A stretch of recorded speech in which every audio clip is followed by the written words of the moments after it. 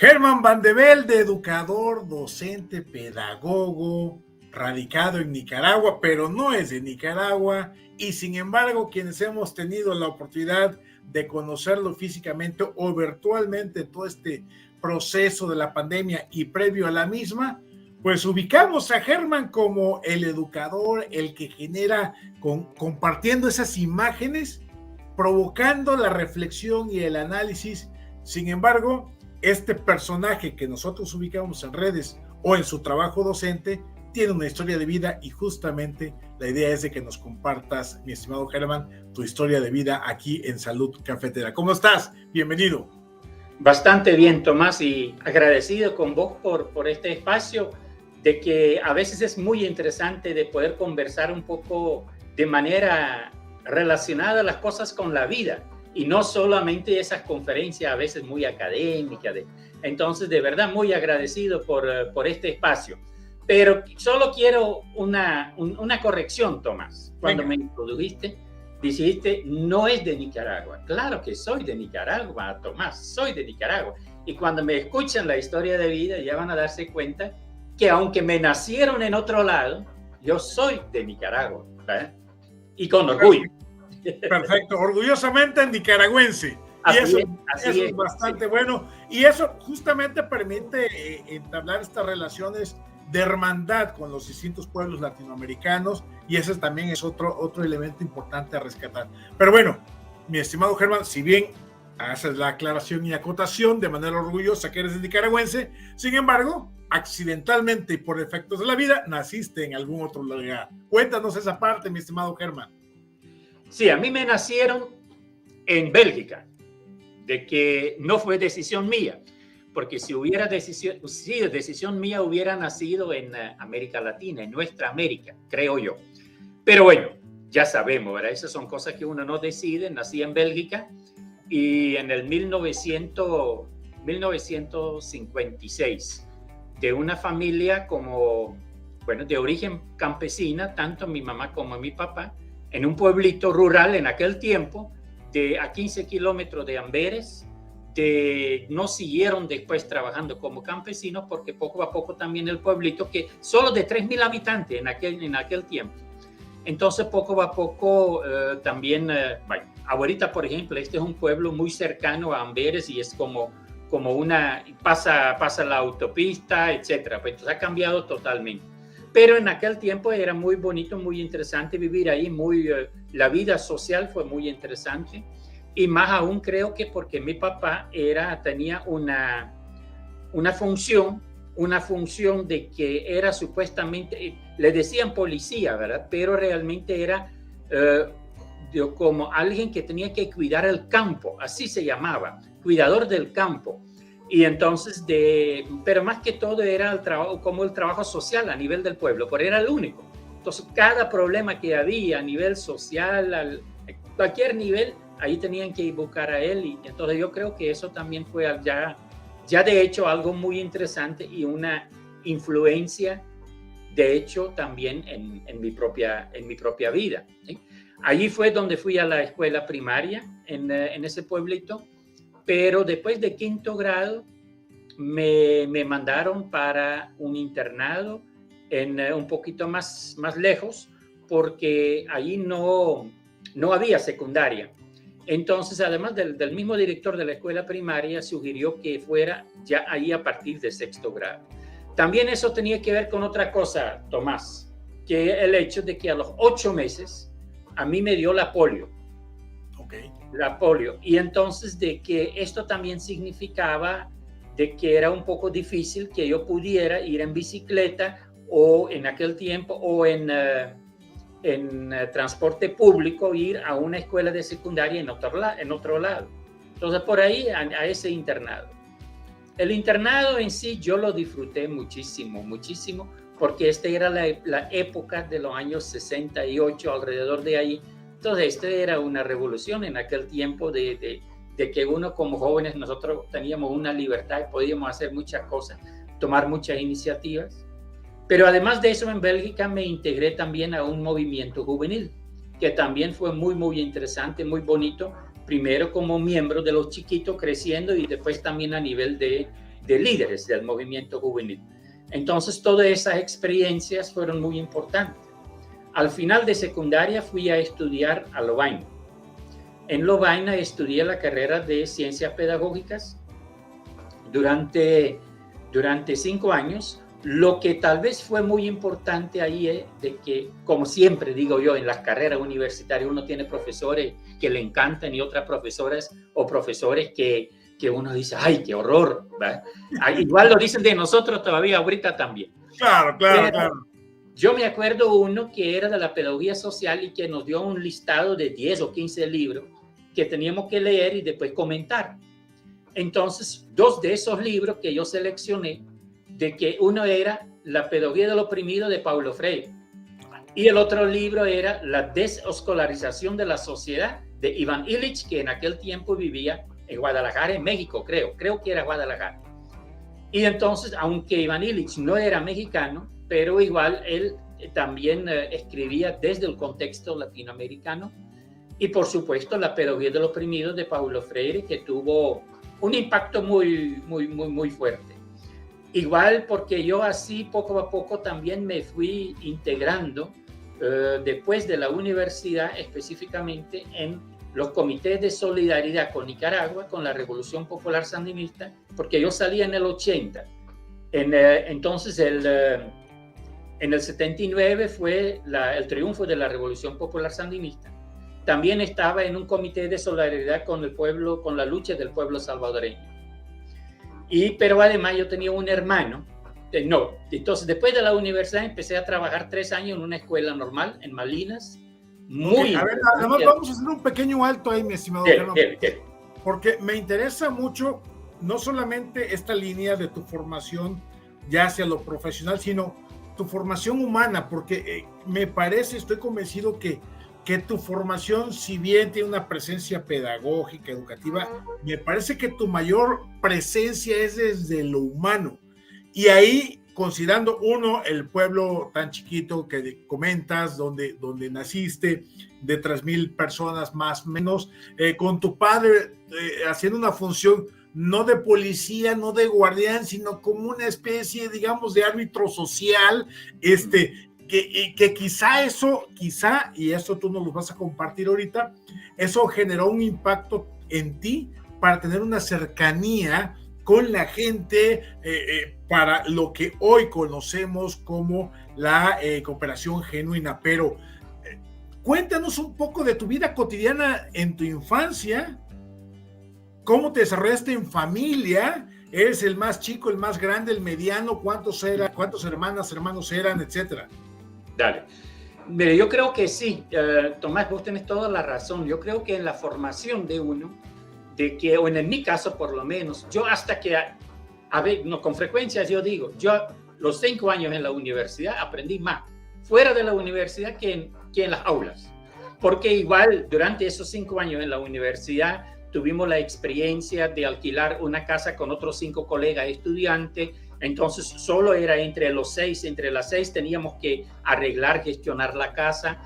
Posteriormente, el último año en la universidad tuve todo un pleito, una lucha social con mi vecino, porque yo fui a vivir en la periferia de Lovaina y entonces allí junto con unas personas mayores, adultos mayores, nos querían botar las casas. Al final lo hicieron, lo lograron, pero hicimos toda una lucha que al final nos dieron la razón, pero la injusticia era que ya habían botado la casa, nos habían dado alternativas. Pero bueno, ahora voy a regresar entonces a ese de la infancia. Mire, yo creo que nosotros hablamos mucho desde Abaco en Red y de la Fundación Pedagógica Cooperación Genuina, Tomás, de la identidad eco-persocial. Y tiene que ver mucho con cómo me identifico yo. Eco-per-social son las 3 dimensiones. La parte social, que ya en parte lo mencioné, la interacción social en la escuela, en el movimiento juvenil, en mi hogar también. Al otro lado también lo ecológico, que es el contexto donde uno está, en aquel tiempo Bélgica, y al otro lado también después aquí en Nicaragua, por supuesto, y últimamente los últimos 15 años a nivel de nuestra América. Pero entonces a nivel personal, por ejemplo, el hecho de que me dio la polio que significó a los 8 meses, que significó después 20 meses en el hospital, internado, donde mis papás solo tuvieron durante buena cantidad de meses, no sé cuánto, solo me podían llegar a ver detrás de vidrio, no podían acercarse. El hospital no era en este pueblito chiquito, este era a 15 kilómetros. En aquel tiempo mis papás no tenían tampoco vehículo, entonces tenían que ir en bicicleta para ir a visitarme, pero también estaban trabajando. Entonces era una visita el miércoles y otra visita los domingos. Entonces eso, una vez que yo salí de ahí, empezó todo lo que era la fisioterapia. Entonces en la fisioterapia, esto también implicaba, primero, diariamente ir a ese hospital en bicicleta, yo detrás o en la canastita que tenían por ahí en la bicicleta con mi mamá o con mi papá, o más adelante también con mi hermano mayor, hasta que yo todavía tengo recuerdo de eso, de que ahí Bélgica es plano, pero sí de repente hay un puente, entonces hay que subir, entonces que yo les ayudaba simulaba de ayudar con mis brazos, mis brazos en las piernas de ellos para ayudar a pedalar. Entonces son recuerdos muy, muy interesantes. Al otro lado también de que a nivel de la escuela, tanto de primaria en el pueblito, eso también era una experiencia social así, ¿verdad? De que me integraron, por supuesto, normal. Y aunque yo vivía relativamente cerca, una vez que yo ya podía caminar en bicicleta, más bien iba en bicicleta porque a pie era un poquito más difícil. Somos en la familia 4 hermanos, 2 hermanas y 2 hermanos. Yo soy el más chiquito. Y entonces también me imagino yo que para mí, como dicen siempre, que el más chiquito es el más consentido, ¿verdad? Pero al otro lado también esa cuestión, esa situación de la discapacidad física. Me operaron todavía 2 veces, que en las vacaciones grandes, como se dice allá, julio y agosto, tuve que estar sin poder caminar por las operaciones, uno a los 7 años y otro como a los 15 años. Entonces todo esto fueron experiencias muy importantes. Mis papás también tenían un pequeño solar extra a la par donde vivíamos y ahí tenían árboles de frutales. Pero entonces en julio y agosto, por ejemplo, era a nivel de toda la familia, teníamos que cortar la fruta para después enviárselo a una fábrica para ser procesado. Era un trabajo prácticamente de 6 semanas por ahí. Pero yo entonces con toda esa situación de que siempre fueron, y les agradezco, fueron como exigentes conmigo, pero yo creo que lograron plantear esa exigencia a un nivel adecuado, sin exagerar, pero en ningún momento, por ejemplo, dijeron, no, Herman, no, vos no tenés que participar, quédate leyendo un libro o hacer... No, yo siempre tenía que ayudar igual como las demás. O sea, te involucraron en el trabajo colectivo familiar y igual. No te dejaron ahí resguardado con, no te muevas, mijito, aquí quédate, te va a hacer daño. O sea, no se fueron al otro extremo, ¿no? No. Y entonces, pero por ejemplo, a mitad de la tarde, a uno siempre había como una pausa para tomar un cafecito. Eso también en aquel tiempo, yo igual como muchos jóvenes, estábamos interesados en ver la Vuelta a Francia. De ciclismo. Y entonces ellos me decían que yo fuera a hacer el café y que podía poner el televisor para que mientras también podía ver durante media hora, pues esa es la vuelta. Entonces la combinación adecuada, creo yo, de las cosas, pero sin disminuir el nivel de exigencia, ahí estaba. Igual para lo del ir al internado, esas fueron experiencias también donde también eso de la discapacidad física jugó un papel y en diferentes sentidos. Yo me acuerdo, Tomás, que en la clase de educación física yo a veces era el de mejor nota y otras veces casi me aplazaba. ¿Por qué? Eso depende de como yo me portaba, en el sentido de que yo no tenía que hacer todo el ejercicio porque había ejercicios que yo no podía hacer. Por ejemplo, correr, no podía. Pero ejercicios, por ejemplo, yo me acuerdo eso de que uno se agarra allí arriba y entonces después las piernas para arriba, que más bien es con los músculos de la panza, eso sí yo lo podía hacer. O una de las cosas que yo podía hacer a excelencia era caminar en mis manos, con los pies para arriba. Yo caminaba la longitud de un campo de voleibol 1,5 veces, más o menos, por ahí. Entonces yo era el único que podía hacer eso. Pero en otro momento, cuando el profesor de repente se dio cuenta que yo me aprovechaba más bien de la discapacidad para no hacer las cosas, ¿verdad? Como con un poquito con mala, entonces bueno, ahí es donde él también, pero todo esto son como joven, como chiquito, como adolescente, son experiencias muy bonitas, muy interesantes que también le influyen a uno, ¿verdad? Oye, Germán, a ver, por lo que estás comentando, relatando, pareciera que independientemente del año, la época, en la familia como en la escuela, encontraste más o menos condiciones de inclusión, digamos, como le llamaríamos ahora, quizá no con el sentido que hoy le ponemos o le ponemos énfasis, pero sí encontraste ciertas condiciones que te permitieron desarrollarte personal y físicamente, ¿no? Totalmente, Tomás. Me acuerdo en el movimiento juvenil jugábamos fútbol, ¿sí? Jugábamos fútbol y de repente, bueno, yo podía hacer, o sea, yo jugaba con ellos también en función de lo que yo ponía. Tampoco en ese tiempo no era importante si yo ganaba, si nosotros ganábamos o no ganábamos. La cuestión era juego. Me acuerdo que teníamos otro colega, que un muchacho, un joven, que no podía ver, era ciego. Y entonces nosotros le poníamos en la portería. Pero compramos con el movimiento juvenil una pelota que tenía unas campanitas por dentro. Entonces era prohibido de tirar la pelota en el aire, solo sobre la tierra, solo sobre el campo, porque rodeando la pelota entonces hacía ruido. Entonces el compañero, el colega de nosotros que era ciego, entonces podía escuchar por dónde venía. Pero por supuesto casi siempre cuando se tiraba justo después de que la pelota ya entró y nosotros riéndonos, no de él, sino más bien de la alegría, de que, bueno, y que fue algún, o sea, esas cosas fueron muy, muy interesantes en aquel tiempo. También los campamentos que hicimos, de que cómo íbamos en bicicleta. Yo tuve en algún tiempo ahí una bicicleta, ¿cómo se llaman esas bicicletas que son para 2 personas?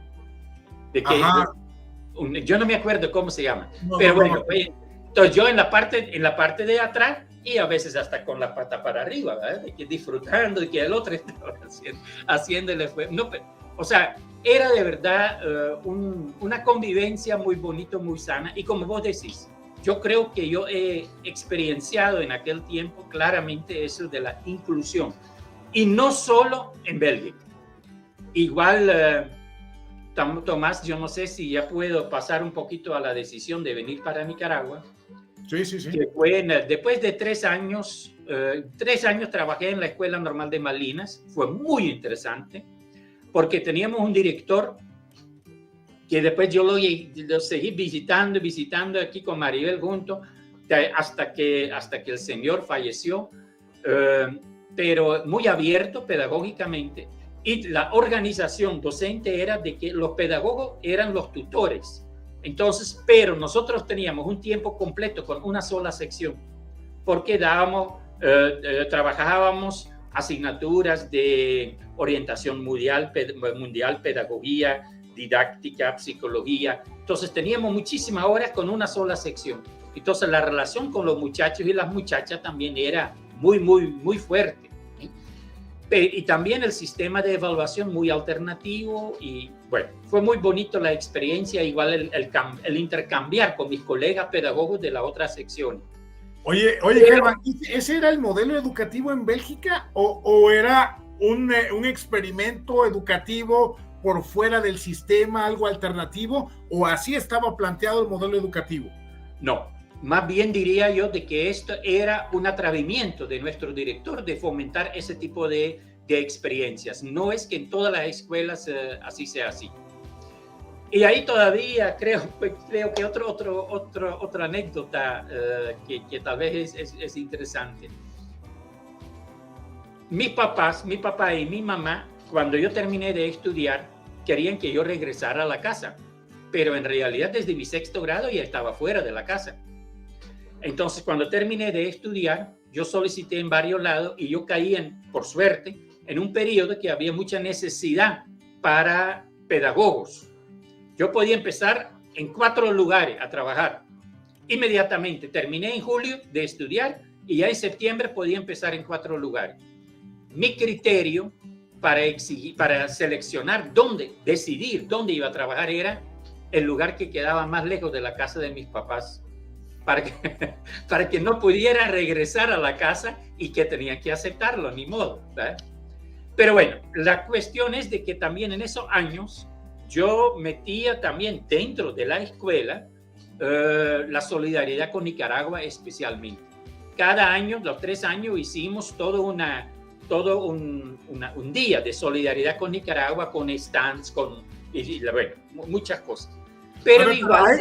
esa parte con Nicaragua, Germán, ¿cómo se da la conexión independientemente del libro de la pedagogía del oprimido, etcétera? ¿Cuál fue el hecho que te hizo conectarte de esa manera con Nicaragua, de manera tal que ya seas un nicaragüense en toda la forma? Yo creo que tiene tiene diferentes explicaciones. Uno, de que en aquel tiempo un hermano mío andaba por aquí en Centroamérica, primero en Guatemala y después en El Salvador. Entonces a partir de ahí, por supuesto, también el interés. Pero también yo me integré cuando ya estaba trabajando en esos comités de solidaridad con Nicaragua y El Salvador. Y por supuesto, con el gran triunfo de la Revolución Popular Sandinista en el 79, eso todavía fue una razón más como para solidarizarnos. Ahí era la cuestión, por ejemplo, en el 81, la Gran Cruzada Nacional de Alfabetización, que fue un evento una experiencia de cooperación genuina aquí en Nicaragua enorme entre jóvenes, estudiantes y la gente en el campo, más que todo. Un intercambio. No fue ir a enseñar a leer y escribir. Esto fue un intercambio basado en cooperación genuina, aprendiendo todas y todos. ¿Cómo decides venir? Sí, allí voy. Entonces, de que en el 82 vengo por primera vez a Nicaragua en mis vacaciones grandes, julio y agosto. No había preparado nada de antemano. Entonces vine, fue una visita muy, muy interesante, pero limitado, en el sentido que yo no tenía preparado nada de antemano. Perdón. En el 83, por eso decido regresar. Y regreso, pero esta vez con una organización belga que tenía un conecto con una organización en Nicaragua y que organizaron de antemano ese viaje. Venimos 11 personas y entonces logramos visitar diferentes lugares, conocimos CDI, otras experiencias sociales de salud, igual el contexto que ya empezó de la guerra, porque fuimos, por ejemplo, tres personas fuimos a Jalapa. En Jalapa es cerca de Honduras, entonces ya era zona de guerra prácticamente. Fue una experiencia muy bonita. Pero entonces en ese segundo viaje conocí al delegado regional de educación de la región 1, que es la región al norte de Nicaragua, aquí donde yo vivo. Y él, cuando se dio cuenta que yo era pedagogo, él me planteó: Herman, ¿por qué no venís a trabajar a Nicaragua? Porque aquí en la Escuela Normal de Estelí no tenemos pedagogos. Y entonces eso, bueno, a mí me fue como una chispa que digo, uy, ¿qué voy a hacer? ¿Vale? Porque yo estaba trabajando, ya tenía 3 años de haber trabajado en Bélgica, no había dicho nada en mi trabajo, ni a mi papá y mi mamá tampoco. Y entonces antes ¿Y tu español cómo era? Horrible. Yo conocía palabritas. O sea, en la comunicación con el delegado regional, alguien iba conmigo que podía traducir. Pero entonces, de que antes todavía de regresar a Bélgica, yo fui a preguntar si era seguro, pues cierto. Sí, dice, ya te voy a hacer una carta para que venga lo más rápido posible, aprendas tu español aquí y en el 84 empezás a trabajar en la escuela normal. Bueno, yo me llevé esa carta y como habíamos visitado Nicaragua en grupo, los otros se quedaron 4 semanas. Yo me quedé como 6 o 7 semanas, 2 o 3 semanas más. Así que yo tuve que regresar solito en el avión. Entonces ahí tuve suficiente tiempo para reflexionar, para pensar qué voy a hacer. Y estaba decidido cuando llegué allá. Cuando llegué a la casa de mis papás, les planteé primero a mi papá, solito, que ya había decidido renunciar en la Escuela Normal de Malina y que iba a regresar lo más pronto posible a Nicaragua. Mi papá me contestó que, Herman, si yo estuviera en tu lugar haría lo mismo. Así me contestó. Porque igual, bueno, yo no tenía otro compromiso familiar, estaba solo y entonces él me entendió perfectamente. Con mi mamá fue lo contrario.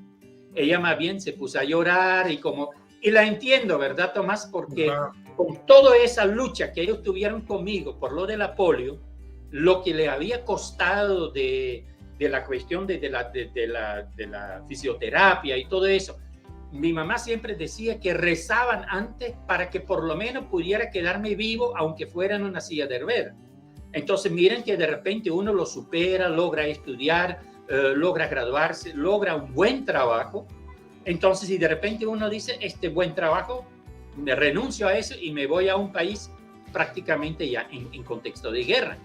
Oye, Germán, entonces ahí estamos hablando de una ruptura de lo que conocemos como movilidad social, o sea, de un pueblo chiquito, tú te profesionalizas, tendrías una expectativa profesional después de toda tu recuperación médica, física, etcétera, tendrías un amplio futuro o un buen futuro en el sentido tradicional del término, sí, desde una mejoría y movilidad social para tener estándares occidentales mejores de vida.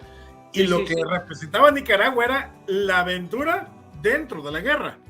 Sí, eso fue de verdad de una decisión muy, o sea, yo lo entiendo de parte de mi mamá pero yo no lo dudé. Además yo les dije, miren, no voy por 6 meses, voy si no me enfermo y si me adecuo bien al clima, a la alimentación y todo eso, es para el resto de mi vida. Así se lo planteé desde el inicio.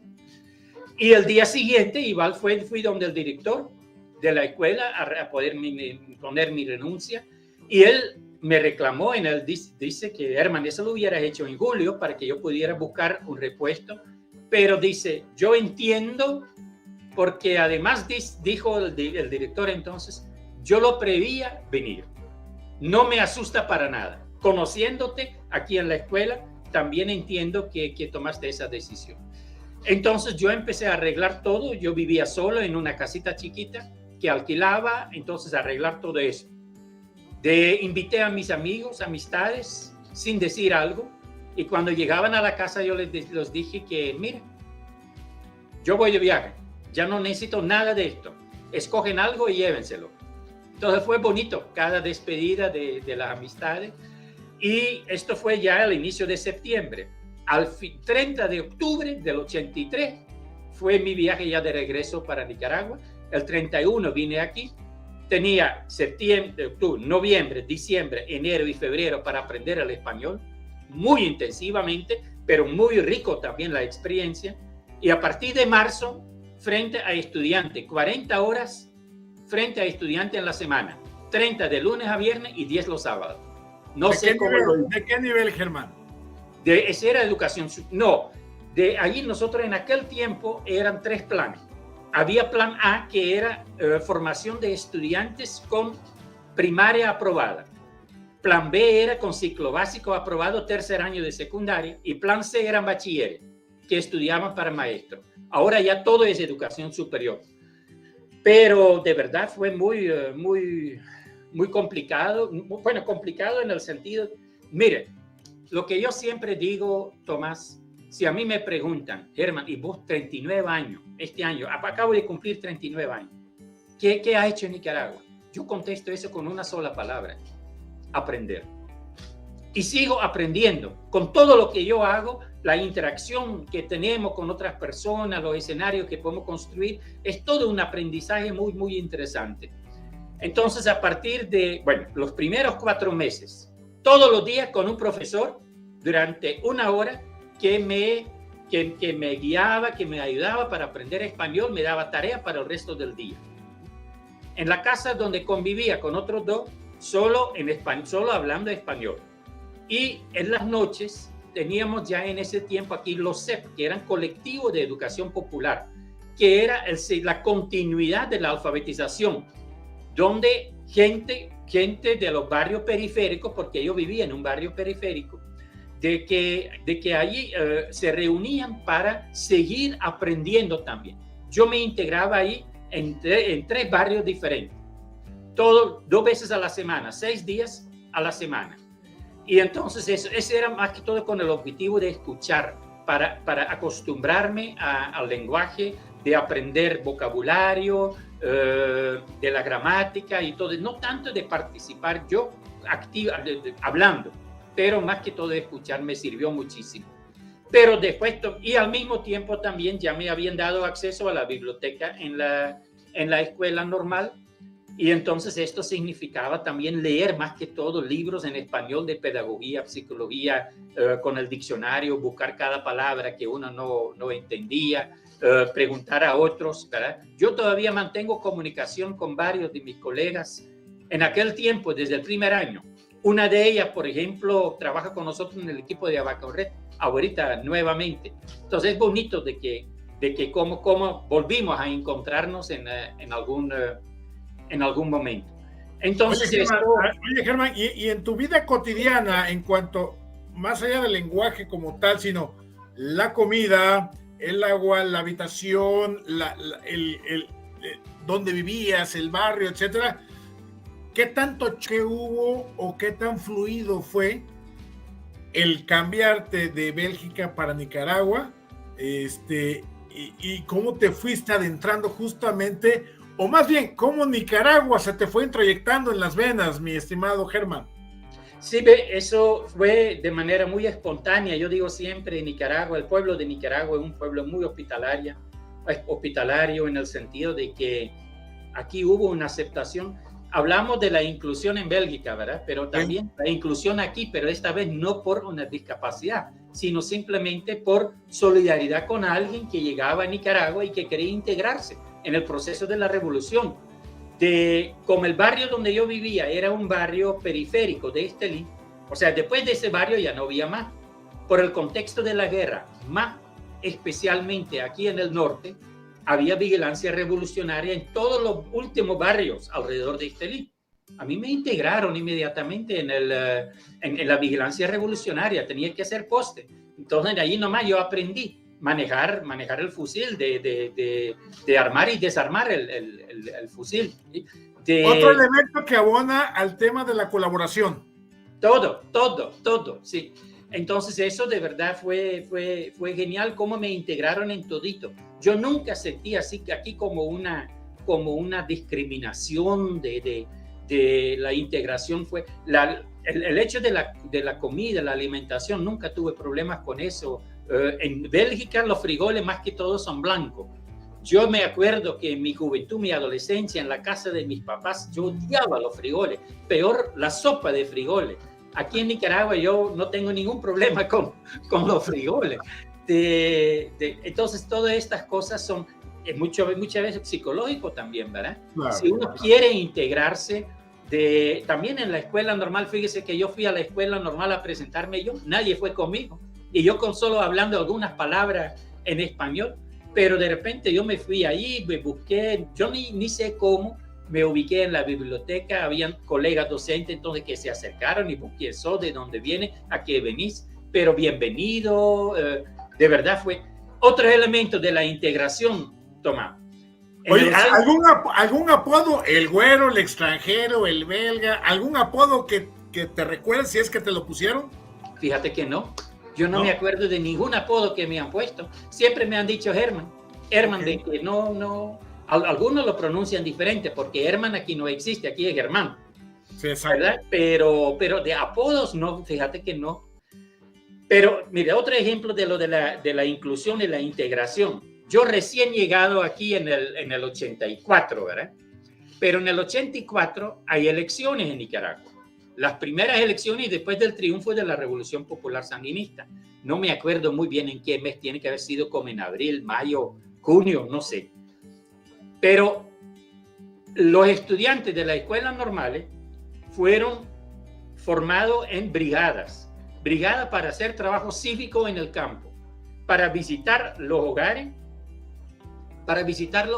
y para hacer el trabajo cívico, de que la gente fuera a votar para las elecciones. No es que me pusieron al frente de una brigada con estudiantes y yo con 3 o 4 meses prácticamente de estar aquí, yo me asusté de eso, pero fue una experiencia súper bonito, de que me tomaron en cuenta como cualquier otro. Otra experiencia es que como el área de nosotros era pedagogía, que de repente, eso ni en Bélgica me había ocurrido, pero que de repente me llaman a Managua todos los pedagogos de las escuelas normales porque nos vamos a una transformación curricular participativa. Bueno, entonces digo yo, pero ¿cómo se les ocurre llamar a mí, que yo acabo de venir, estoy aprendiendo apenas? Y de verdad también a nivel de contenido, a nivel académico, Tomás, era un segundo aprendizaje, un aprendizaje complementario. En Bélgica, Lovaina, un país capitalista, y aquí vengo a la Nicaragua, que apenas está construyendo sus currículos de pocos años. Mucho se retoma de Cuba, y de Cuba, por ejemplo, yo me acuerdo con la pedagogía que yo trabajé, el libro de texto que trabajé al inicio, una pedagogía de Sabin, de un ruso, un libro traducido al español en Cuba y que después aquí también se utilizaba. Oye, Germán, hay que ubicar el contexto de Nicaragua, un contexto de pobreza, de donde venía, ¿no? Pobreza, marginación, violencia, militarización, opresión, etcétera, etcétera. Y cuando tú hablas de construcción, estamos hablando justamente de ir dejando atrás esa parte con el triunfo de la llamada Revolución Nicaragüense y empezar a generar nuevas condiciones desde abajo, con la gente, de manera colectiva, desde la educación. Así es, y con mucha incidencia, porque desde la escuela normal, desde escuelas normales, formación de docentes de primaria, aún más incidencia en lo que pueda haber en el campo posteriormente, ¿verdad? Entonces, en este sentido, sí yo creo que fue no sé, ¿verdad? Pero fue excelente que yo pudiera empezar a trabajar en la escuela normal de Estelí, aquí donde tengo 39 años de vivir en Estelí. Entonces trabajé 4 años en la escuela normal de Estelí con estudiantes, y ese fue sin vacaciones prácticamente, porque los sábados teníamos cursos de profesionalización a maestros empíricos que no tenían título todavía, que se iban formando, profesionalizando. Y en vacaciones, los cursos intensivos, donde ya pronto, después del segundo año, a partir del tercer año que yo estaba ahí, me daban ya como una responsabilidad a nivel de los cursos intensivos. Después de 4 años me llaman del Ministerio de Educación Regional, planteando si yo podría ir a trabajar en el Ministerio de Educación Regional como técnico de formación docente. Yo hasta ese momento fue el barrio y Estelí como municipio, y un poquito conociendo realidades de otros a través de mis estudiantes, pero no sin ir. A partir del momento que yo empiezo a trabajar en el 88, trabajar en el Ministerio de Educación Regional, entonces tengo la oportunidad de visitar casi todos esos municipios de donde venían mis estudiantes. Te puedes imaginar, Tomás, qué alegría, qué satisfacción poder encontrarme con esos estudiantes en sus escuelas, en sus lugares de vivir. Teníamos que dormir en esos municipios, a veces en las delegaciones municipales. No había condiciones para dormir en hoteles, a veces en el piso, en un colchón, así, tranquilo. Pero toda esa vivencia fue tan rica, o sea, una nueva experiencia a nivel de todo era la región norte de Nicaragua. Todo el departamento. Oye, a ver, Germán, ahorita que estás diciendo esa parte que se me hace sumamente interesante, cómo compaginarte con esa realidad cultural y vivencial. En las noches, ¿qué pensaba Herman Van de Velde con respecto a esa experiencia que estaba viviendo? Porque además no llegaste con esa presunción de que yo les vengo a dar la educación, sino que de manera humilde dijiste, vengo a aprender y a servir en lo que yo pueda en este proceso. En ningún momento de mi vida aquí en Nicaragua yo sentí como que mi tarea era lo que yo había aprendido en Bélgica de trasladarlo para acá. Para nada. Claro, lo que yo aprendí en Bélgica, tanto en mi vida social, en el hogar, familiar, la vida estudiantil fuera de la universidad y en la universidad, son cosas que en mi persona han incidido, no lo puedo negar. Pero en ningún momento yo sentí como que mi tarea era como que de venir a colonizar, lo contrario. Yo creo que más bien mi tarea aquí era aprender el complemento de mi aprendizaje de allá. Esa pedagogía rusa de la URSS en aquel tiempo, desde Cuba, fue con ese enfoque marxista. Entonces eran cosas diferentes, pero a mí me agradó mucho de poder complementar. Por eso yo digo, de verdad ha sido un aprendizaje enorme. Además yo digo que quien más aprende en las escuelas es el que está al frente, no son los estudiantes.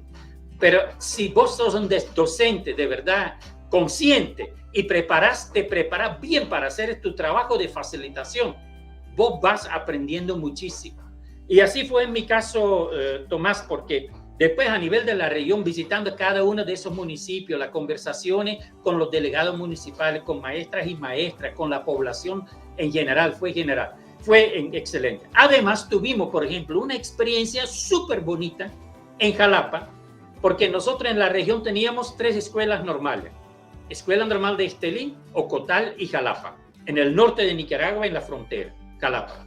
Pero entonces empezamos, por impulso del Ministerio de Educación, una transformación curricular en la Escuela Normal de Jalapa bajo el lema de formar maestras y maestros de Jalapa para Jalapa. Entonces, donde íbamos a construir un currículo muy participativamente con dirigentes políticos, dirigentes a nivel de la economía, del municipio, de la representantes de la población en general, estudiantes de la escuela normal, docentes de la escuela normal, líderes comunitarios, etcétera. Todos estaban involucrados ahí, construyendo un nuevo currículo y nosotros acompañando como técnicos regionales, pero construyendo un nuevo currículum para una escuela para formación de maestros de la comunidad para la comunidad. Otra experiencia genial.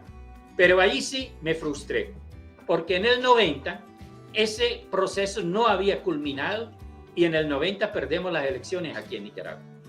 Y entonces en primer lugar, la gran frustración por haber perdido las elecciones, y al otro lado, una vez que toma el poder el nuevo gobierno, ellos inmediatamente cortan el proyecto de Jalapa, de Ocotal también, y solo queda la Escuela Normal de Estelí. Y yo, como internacionalista, tuve que salir de la escuela normal, salir del Ministerio de Educación, porque ya con ese nuevo gobierno ideológicamente no teníamos coincidencia. Si yo me quedara, en todo caso me iban a correr. Claro. Y entonces ahí la única alternativa era pasar a la universidad. Y eso me costó muchísimo, porque yo no vine a Nicaragua para trabajar en la universidad. No era esa mi idea. Sin embargo, no era otra alternativa. Lo que me ayudó a superar ese momento difícil psicológicamente fue que inmediatamente, desde el primer año, yo me encontré con ex estudiantes de la Escuela Normal de Estelí, que ya se habían graduado como maestras y maestros, que ahora seguían estudiando una licenciatura en educación en la universidad. Entonces yo me volví a encontrar con ellas y con ellos. Y eso me ayudó mucho, porque más que todo yo trabajaba en las carreras de ciencias de la educación. Entonces esto fue bonito. Y ahora yo estoy muy, muy agradecido con la UNAM Managua, que fue para mí el espacio que me permitieron seguir estudiando, seguir preparándome. Y tengo que decir que tuve la suerte que siempre con la gente que me dirigía, con mi dirección, yo siempre he tenido como una una relación muy abierta y constructiva, pero también transparente. Pero donde yo, por ejemplo, aprendí a decir, esta cosa del reglamento no me gusta por esto y esto y esto, y yo quisiera hacerlo así, así, así. ¿Ustedes me lo permiten? O sea, no hacerlo a lo escondido, sino más bien, y plantear cosas reales, también en el sentido de que, por ejemplo, yo estoy en contra de que se den puntos en educación, pero no voy a decir que ya no voy a dar puntos, porque los puntos tienen, si no hay puntos para los estudiantes, notas para los estudiantes en el sistema, bueno, no aprueban. Entonces, eso no hay que proponer de que ya no hay notas. Lo que yo puedo proponer es formas alternativas para que se asignen sus notas los mismos estudiantes, por ejemplo. Mira, la otra cosa, Tomás, que en la universidad, bueno, después tuvimos nosotros una experiencia muy alternativa. En esos mismos años, en el 93, empezamos con eso, una escuela alternativa privada, pero privada muy cercano al pueblo. Entonces eso era con una iniciativa junto con otros docentes de la universidad y que fue una experiencia muy interesante de trabajar una pedagogía alternativa. Otra vez una educación alternativa. Otra vez empezamos a aprender desde la práctica. Por ejemplo, algunas cosas. Un principio era cero expulsión. Ocurra lo que ocurra, en esta escuela no se expulsa a nadie.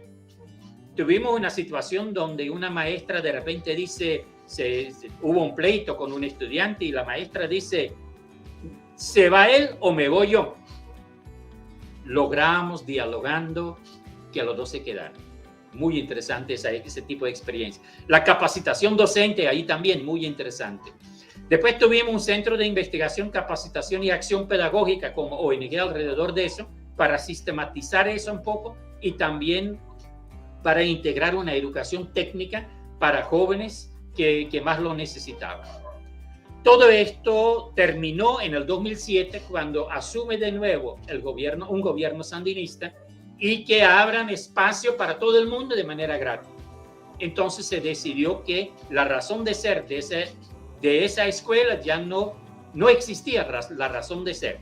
Y toda la instalación. Y no fue esa experiencia con esa escuela, llamémosle privada, entre comillas, más bien colectiva, no fue absorbida por el gobierno sandinista que regresaba, es decir, que no se hubiera perdido esa experiencia, vamos. No, la experiencia no se perdió. Lo que sí, o sea, de que las escuelas públicas, a partir de ese momento, del 2007, de que vuelven a ser totalmente gratis y hay un boom, diría yo, de oferta también de educación técnica. Pero no había necesidad en ese momento de que, bueno, y además hay que ver, porque como ONG hubiera sido una alternativa, ¿verdad? De que las instalaciones y todo eso pasaran al Ministerio de Educación. Pero aquí en Nicaragua, cuando una ONG se deshace, entonces de que son los estatutos que deciden a dónde va. Y los estatutos decían de que era o para la alcaldía o para la universidad pública. Entonces se decidió de entregárselo a la universidad pública. Pero yo digo que la experiencia pedagógica no es que se perdió, porque todas las personas que estuvimos trabajando con eso, seguimos trabajando en educación.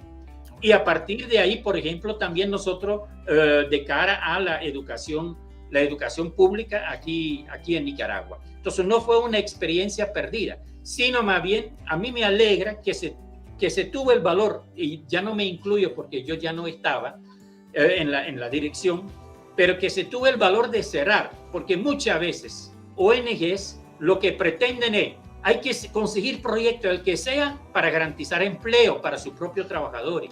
No, un proyecto social, lo ideal es que pierda su razón de ser, porque claro, hay un Estado que responda por esas necesidades.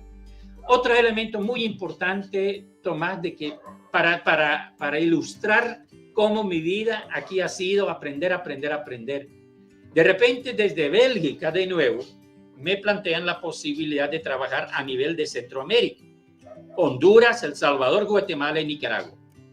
Y mi trabajo consistía en acompañar pedagógico y metodológicamente como más o menos a 15 organizaciones socioeducativas, iniciativas socioeducativas. Te puedes imaginar, Tomás, acompañar a esas iniciativas, ya con una experiencia enorme, con cada visita, la relación, la interacción que yo tengo con ellos, cómo voy aprendiendo yo. Claro. Pero además, yo ya como que ya casi tenía 10 años en la universidad, y el ambiente académico en las universidades es un ambiente cerrado, Tomás. Es un ambiente cuadrado, es un ambiente, si uno de verdad no pone el pie por fuera y en la tierra, uno puede perderse en ese mundo académico y lejos de la realidad que se vive. Entonces, para mí, nuevamente, era un complemento por todo lo que yo aprendí en el mundo académico aquí en Nicaragua, de repente también la ampliación a nivel de Centroamérica, pero desde las realidades de la población en esos cuatro países. Y eso entonces hasta que esto nos llevó como ABACONRED y junto con la UNAM Managua a hacer la primera maestría 100% virtual en gestión del desarrollo comunitario, participando gente que de cada uno de esos proyectos socioeducativos de los 4 países y financiados desde Bélgica. Ese fue lo ideal. A ver, Germán, ahí ya mencionas ABACONRED. ¿Cómo surge? ¿Cuál fue la idea? ¿Cuál es el momento? Ese flashazo que una organización que se llame ABACONRED, número 1. Y número 2, ¿cómo va gestándose esta idea de la cooperación primero y después la cooperación genuina? Que entiendo que fue desde tu llegada una práctica, pero conceptualmente, ¿cómo se fue desarrollando esa idea? Bueno, siempre yo digo siempre que las oportunidades no se le dan, no se le regalan a uno. Las oportunidades se construyen. Lo que se le da, lo que se le regala a uno es una posibilidad. Y si vos agarras esa posibilidad, puedes construir la oportunidad. Entonces, en este sentido, toda esta experiencia, y lo último que dije de esa maestría en gestión del desarrollo comunitario, donde construimos muy participativamente el currículum y el plan de estudio de esa maestría, y donde fue muy participativo el desarrollo de los diferentes encuentros en la maestría, que primero fue virtual en su tercera edición, pero fue presencial en la primera, todavía a nivel de especialidad. O sea, la gente viajaba de Honduras, El Salvador, Guatemala, venía aquí a Estelí, pero fue un desarrollo, como una metodología, diría yo, de educación popular, pero a nivel de maestría, y construyendo juntos concepciones, significados, etc. Entonces eso, cuando llegamos al 2010, cuando termina el trabajo a nivel de Centroamérica, nosotros planteamos con un equipo, con la gente que conocemos, cómo lo vamos a hacer, porque hemos trabajado a nivel de Nicaragua, a nivel de Centroamérica, hemos sistematizado algunos elementos teóricos prácticos, estas sistematizaciones por ahí están y hemos aprendido muchísimo de eso, pero ¿no será que después de que Nicaragua, Centroamérica, también sería interesante compartir eso a nivel de América Latina? Y no sé si es previendo o no, porque no fue tan planificado, pero en el 2010 todavía yo trabajé un curso para aprender a facilitar y crear cursos virtuales. Y la práctica de ese curso fue tener que proyectar en internet un diplomado que uno iba a facilitar. Entonces, mi práctica en ese curso desde Colombia fue que yo iba a compartir un poco esta visión que nosotros habíamos construido colectivamente, donde nosotros ya hablamos de cooperación y donde un insumo muy interesante y muy importante fue mi tesis doctoral desde Cuba, porque la tesis doctoral era también sobre la evaluación de experiencias de cooperación en Centroamérica en el área de educación. Y además mi tutor desde Cuba también me planteó en algunos discursos, en este caso del comandante Fidel, donde Fidel habla de cooperación genuina entre Cuba y algunos países de la CARICOM. Entonces, allí me llamó mucho la atención el concepto de cooperación genuina. Entonces, esto fue a nivel internacional, pero después lo fuimos ampliando, cooperación internacional a nivel nacional entre instituciones del Estado, a nivel comunitario, ¿qué significa? Y también qué significa eso a nivel de educación.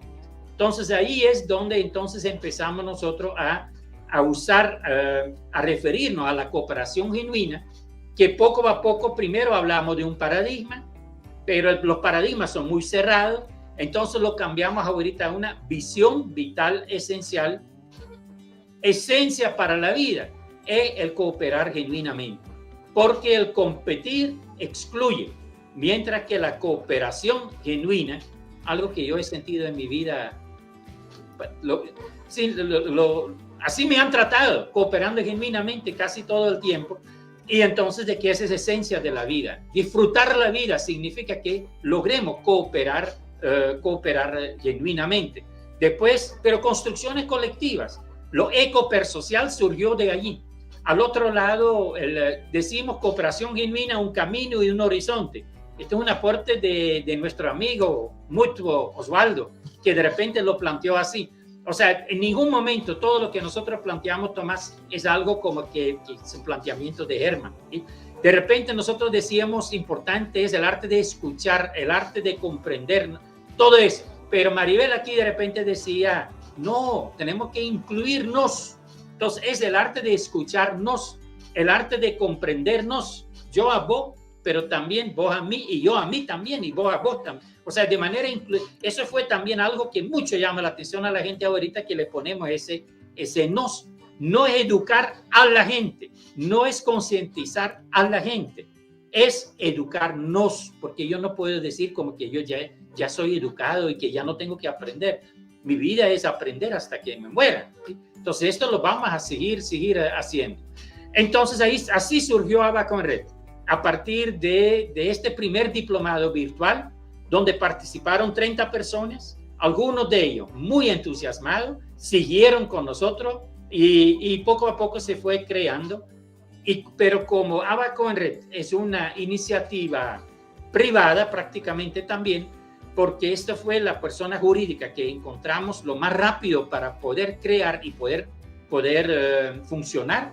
Pero entonces en el 2016, creo, 17, logramos también gestionar la Fundación Pedagógica Cooperación Genuina, que es, diría yo, la iniciativa hermana de Abaco en Red y que funciona como ONG con personería jurídica oficialmente aquí en Nicaragua como organización sin fines de lucro. Por ahí creo que más o menos va la cuestión, Tomás. No, pues interesante, porque obviamente ya el tiempo lo traemos muy corto, pero me gustaría hacerte desde ahorita la invitación para que en algún momento hablemos ampliamente. Ahorita hablamos de tu vida, que me parece muy enriquecedora, pero para hablar en sí de la cooperación genuina, planteaste el mapeo del recorrido del término, concepto, cooperación genuina, lo institucional, internacional, etcétera. Después lo aterrizaste al tema educativo, pero para mí tiene que ver, por supuesto, algo más allá de lo eminentemente educativo, sino es un estilo de vida, finalmente, sí. En un contexto pospandémico, lo de pospandémico entre comillas, pero bueno, en donde la pandemia nos pone sobre la mesa que o modificamos ciertas actitudes, conductas y valores, o simplemente nos carga el payaso, como se dice coloquialmente, ¿no? Sí.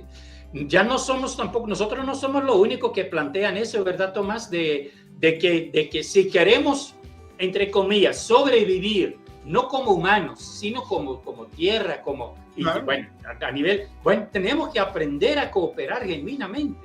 Y también como fuente o insumo para el análisis, Tomás. Si yo miro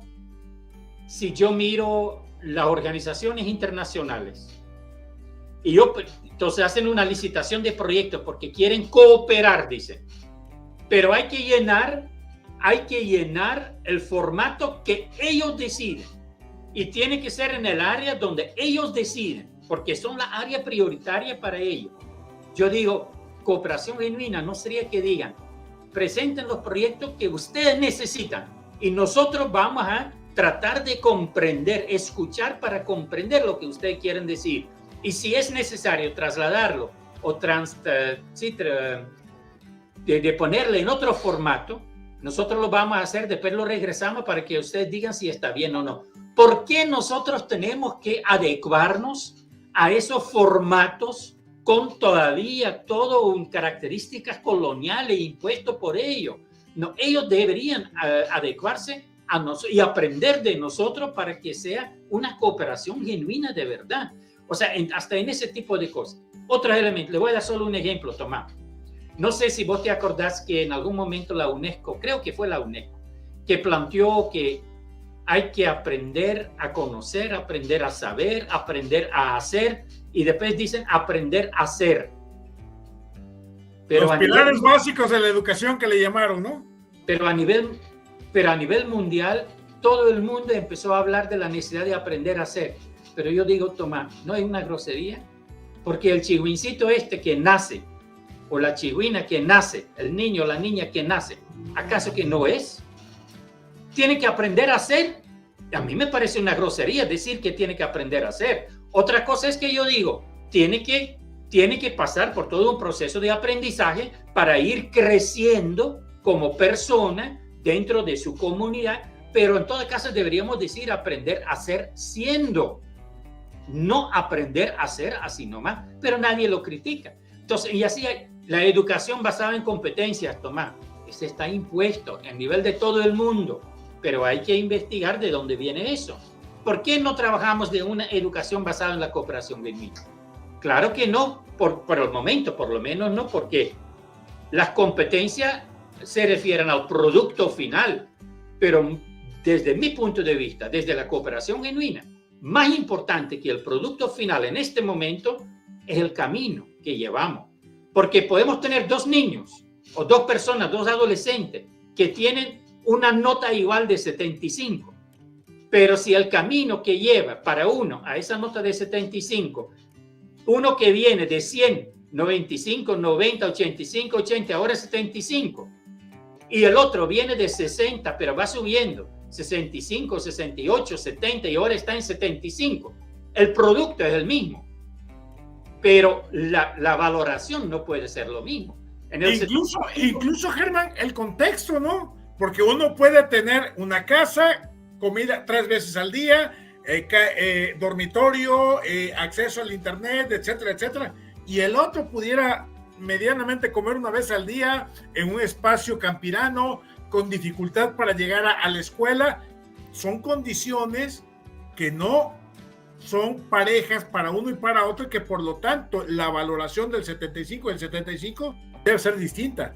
Hasta eso, sí, los contextos que hay ahí, pero igual en la escala cualitativa, aquí dicen entonces los dos son muy buenos, pero no es cierto. El que viene de 100 y 95, 75 es insuficiente, ahí pasa algo, hay que investigar qué pasa. O el otro que tiene 75, pero que viene de notas más bajas, no hay que decir que es muy bueno, es excelente, hay que estimular que siga avanzando. Entonces eso tiene que ver también lo que vos dijiste del contexto, Tomás, lo que nosotros llamamos la objetividad subjetiva. O sea que no es cierto que ser objetivo quiere decir que hay que excluir lo subjetivo, más bien lo contrario. Hay que integrar la subjetividad, que no es lo mismo que amiguismo. Amiguismo es corrupción, pero la subjetividad es parte de la realidad. Entonces hay que integrar esa visión, ese contexto subjetivos, esos elementos, dimensiones subjetivos, para que podamos valorar objetivamente el verdadero valor. La investigación científica no es totalmente objetiva.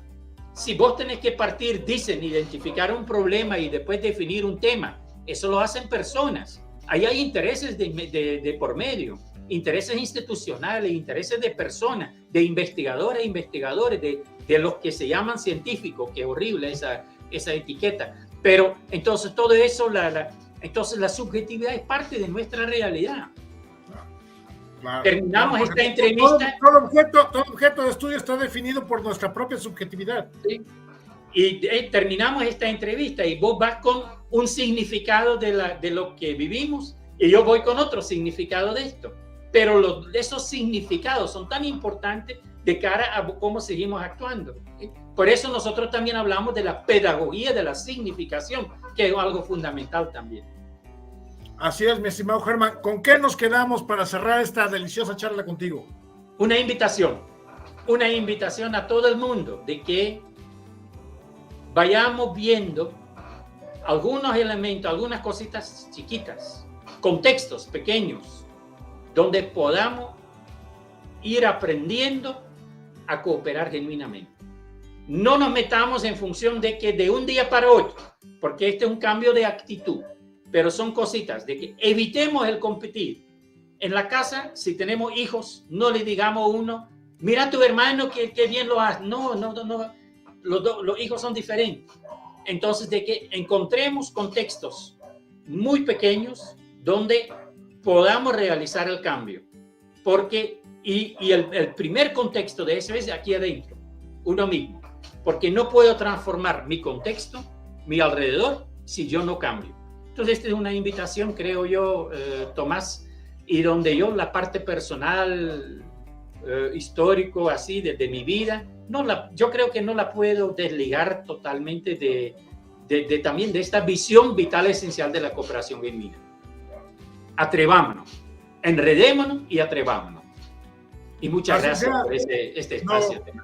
Gracias a ti, mi estimado Germán, y espero que podamos prontamente dialogar exclusivamente con la cooperación genuina, con todo este antecedente de esta charla, con todo este bagaje que nos has compartido y que te agradecemos profundamente, y para hablar justamente de esta cooperación genuina, más allá de lo institucional, más allá de lo organizacional, más allá de lo educativo, más allá, y adentrarnos a la parte vital de la vida misma, en esa parte de la cooperación genuina. Te mando un fuerte abrazo hasta Nicaragua, mi estimado Germán. Amigas y amigos, gracias por acompañarnos aquí en Salud Cafetera. Soy Tomás González Corro. Saludos.